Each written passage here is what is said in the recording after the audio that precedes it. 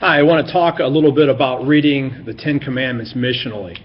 Now, we've already worked on the Sabbath commandment, and we've talked a little bit about it, but let's observe a couple of things about this when we talk about the Ten Commandments.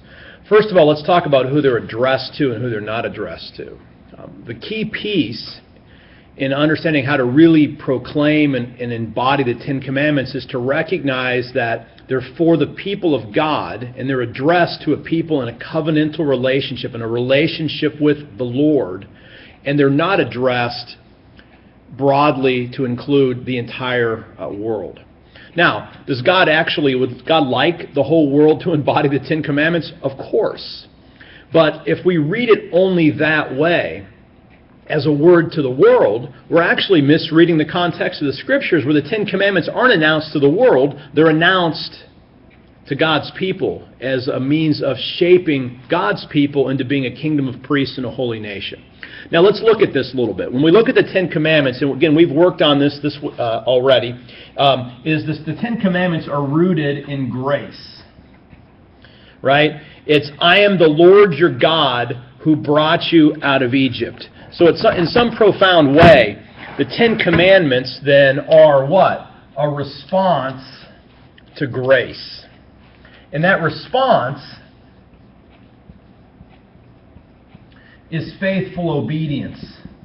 Again, the book of Deuteronomy really focuses on this aspect, but I don't think it's foreign to the book of Exodus. Are being shaped into a certain kind of people, into a missional community that reflects God's character, is ultimately all about understanding our response to grace. I am the Lord your God who brought you out of Egypt, who delivered God's people from Egypt.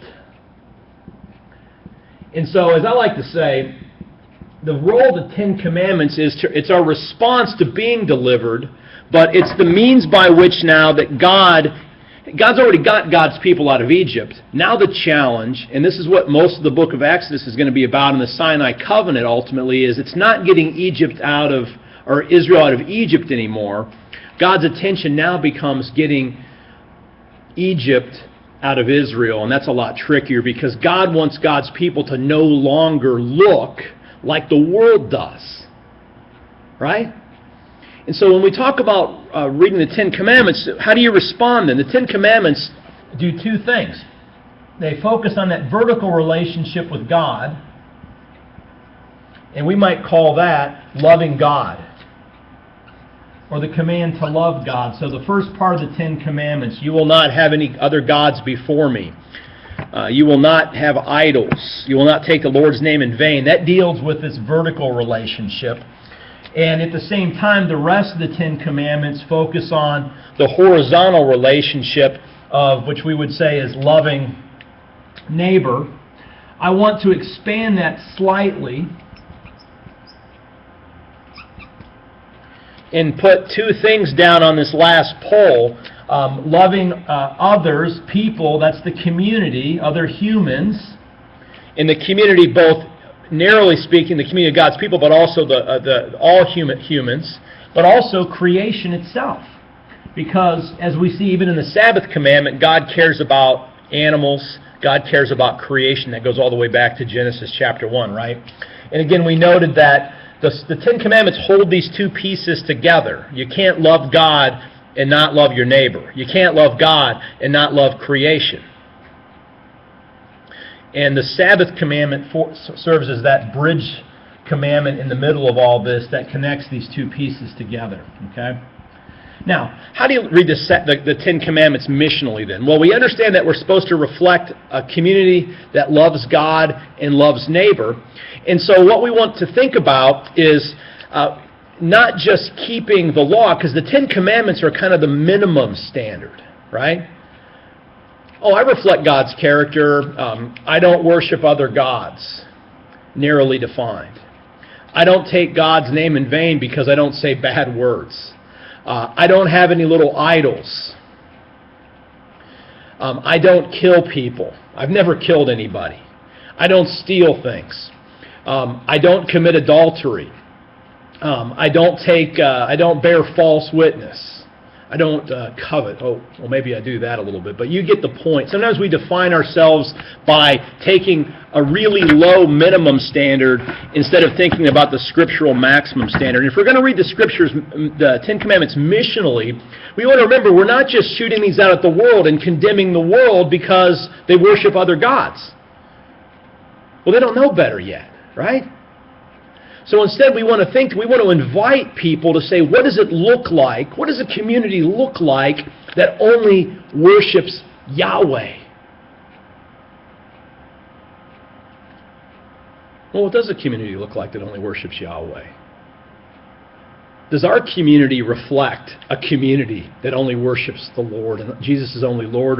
Or what are the little things that we've elevated in our lives so that when the world looks at us, they don't see a community or people that only worship Jesus as Lord? Maybe we put other things, our jobs, our own ideologies, sex, all the different little things that we can put up there, our kids, that challenge our claim that we only worship Jesus as Lord. Let's go to some of the other ones. What about you will not kill? Like I used to joke, not killing someone is the minimum standard for being a decent human being. So if we want to witness to the world about who God is, we don't want to think about not, hey, I didn't kill anybody today, but instead we want to ask ourselves, what does a culture, what does a community of faith that actually embodies life look like? So it's not enough, I practice thou shalt not kill by being anti-abortion. Well, that's fine. I'm not for abortion. But what would it look like for me to really practice life in our community in all its things, to value every single person, to value every child, to value every person around our community, even people that our culture would say don't have any value. A life culture, thou shalt not kill, has to be bigger than just simply not taking life. It needs to be four things that actually add life. And we need to begin to model what life looks like within our community. What about thou shalt not commit adultery? Jesus gets on that pretty easy. It's not about just not actually having sex with somebody else. It's got to be even deeper than that. How about creating a culture where men and women can come together in a community and not be objects of sexual desire, and that we can live together as brothers and sisters? Right? That's ultimately what this commandment's getting at. What would that look like?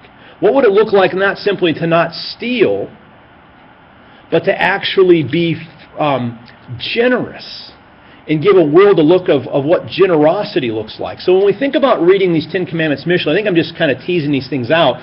Don't use the Ten Commandments as an opportunity to straw man the world around us and to riff about how bad the world is.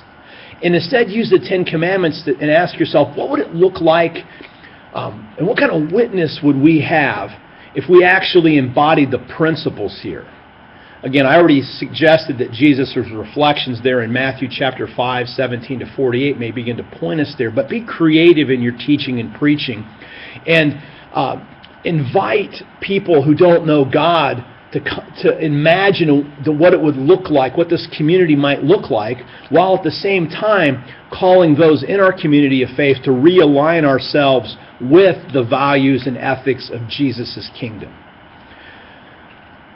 Again, we could say a lot more, but in this short video, I hope you can see that the Ten Commandments, it's a call to shape a people who have been delivered, who've received God's grace, to respond to God's grace by allowing God to work in our lives to shape us so that other people can know Him through how we live our lives.